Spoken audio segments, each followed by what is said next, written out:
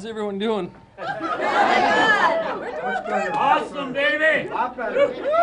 Karma. So I want to say first thank you to the UAW for hosting us today. I remember. If I look a little surprised, not too long ago we had a press conference here and there was nobody showed up. So thank you all for coming. Also, thank you to the steelworkers who just told me they endorsed me. I'm grateful for their endorsement. I should also say I'm thankful to Louise Slaughter. Louise Slaughter, before she passed away, she took me aside and she reminded me, she said, this is an important issue and you take it very seriously. There was a great crime committed and you cannot let it pass. And I looked at her and I thanked her. So I want to say thank you to Lee Slaughter today, who I did not know but showed great kindness and grace to me in the one time I met with her. Fight like Louise! I am humbled to be a candidate for this position. I'm humbled from all the people I've met, the background parties, the pool parties, the fairgrounds. We've had a great time crisscrossing the state and seeing so many wonderful and good and decent people.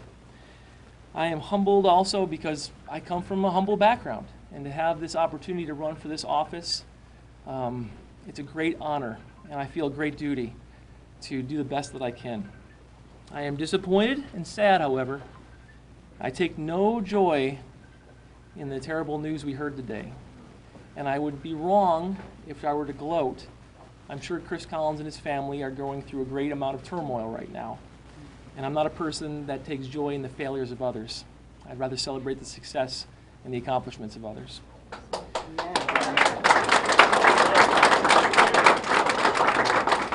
But we must acknowledge the reality of what occurred.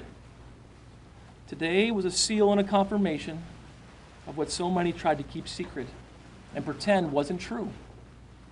It's a confirmation of what many have known and tried to get out, but is finally widely known by the public.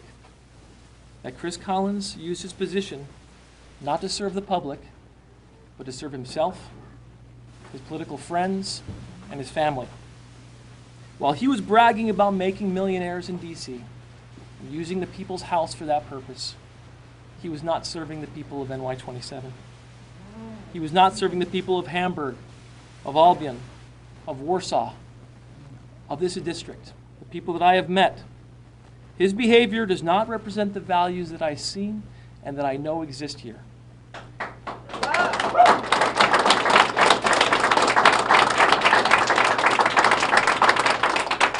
NY27 is a place of good and decent people.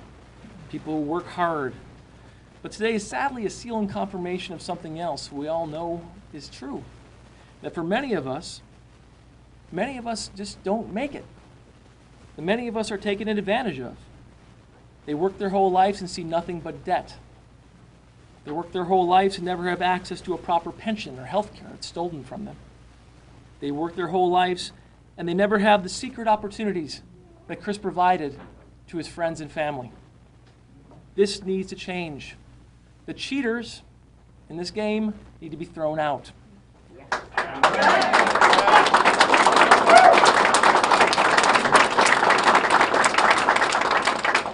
We need an America that is fair and decent and good, like the people of NY27. And I promise to provide that type of leadership. But let us not make a mistake. The cheaters are still going to fight. They're still going to try to cheat.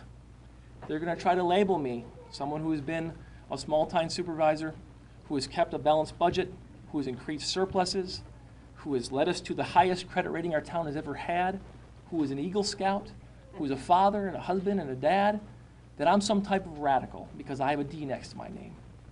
When is this game of party affiliation going to end, and when are we just going to vote for the best person? We need a system, not for cheaters, not for someone saying, we own you because I have an R next to my name. No one owns your vote.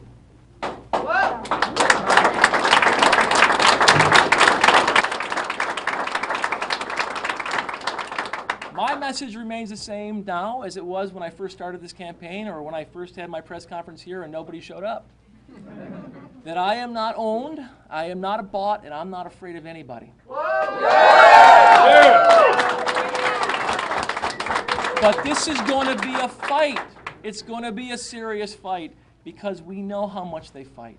We know what type of schemes they'll pull to make sure they have an advantage over other people. We know how they'll try to trick and twist the game. We have to fight back. So what I'm here to ask you, the people of NY27, the people I've met at those fairs, at those backyard parties, the people we met all across this region, the people who work every day, I'm asking you to vote for someone who's going to work and fight for you. I'm asking you to vote for Nate McMurray.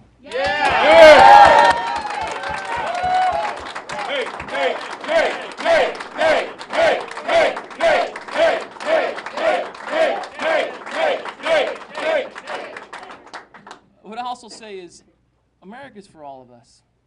And if you haven't heard me speak before, or you don't know my message, I ask you to come to my website. It's at votemcmurray.com. You can go to the donate slot. The problem I have is, how come so many people close their eyes to it? How come I was receiving messages or comments from the leadership of the same people that nominated him, saying this is all a lie and garbage, and how he's going to be vindicated by the people of Western New York. If the people of Western New York vindicate this man for what he's done, considering this history, it's not this issue, but the many, many, many issues that are building up. That's on them. But I believe in the people of NY27, and I think we are going to have a victory, and it's going to be a historic victory. And guess what? We're going to keep having victories for the people of NY27 for years to come, because I'm going to go to D.C., and I'm going to remember where I come from. I'm going to remember I'm one of 7 who grew up hungry with my mom, raising us by myself, and I'm going to be that same fighter I was on Sweeney Street in North Tonawanda for the rest of my life. Who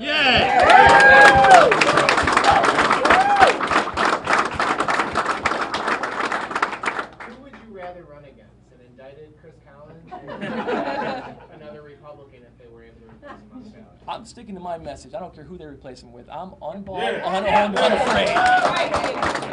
I don't care. Look, I'm a person. I grew up. I grew up looking up to Ronald Reagan for what he represented. To me, he represented America in a lot of ways. But if a resurrected Ronald Reagan that's buff on steroids at 21 years old comes back, I'm still going to win this race. I'm running. I'm going to win. Was insider trading an issue that you were ready to go after him on through this campaign? Oh, yes. I mean, we weren't talking about it enough. The people, listen, every time we brought it up, we got the same message. That's not true. He didn't do it. It's made up. Well, did you see that press conference this morning? I mean, look at those facts. If you know prosecutors, they do not put together a message like that unless they are confident. They are very confident. Let's understand what happened here, guys. He used his position to enrich himself.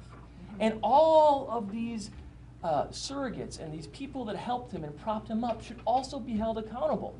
If this wouldn't have come out, he very well may have just coasted in. Now, it's time for us to ask ourselves, is this the type of leadership we want? And the people that backed him up, can you trust them? No. Can you trust them to back somebody else up? And I think the answer is no.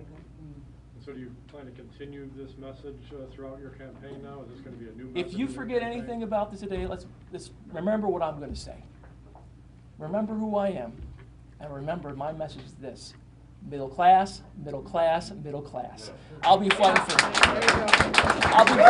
middle class jobs, pensions. I'll be fighting for the people of Western New York. I'll be fighting for my neighbors and the people that just aren't quite making it, and no one's looking out for them.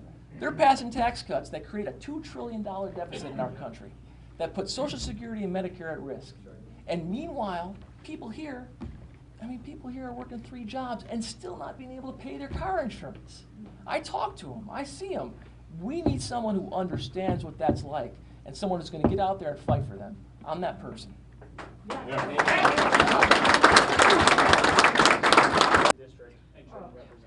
I'm glad you asked that.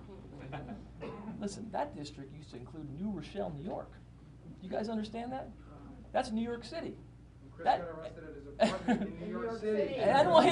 NY27 used to include New York City, where Chris was arrested this morning. It shifted and changed over the last 200 years in all kinds of weird ways. The fact that it doesn't include someplace where I live right now, I'm going to use the Sarah Palin line. I can see the NY27 from my house. I mean, my family lives across the district. They live in Alden, they live in Arcade, they live in Batavia.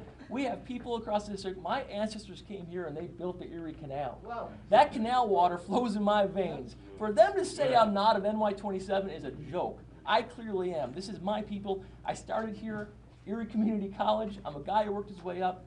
When I go across this district, I'm not visiting a strange, exotic land. I'm visiting my home. And I'm going to fight for my home. Any other questions? We good? Listen, thank you for coming. Let me say one more time. America deserves better. Let's go.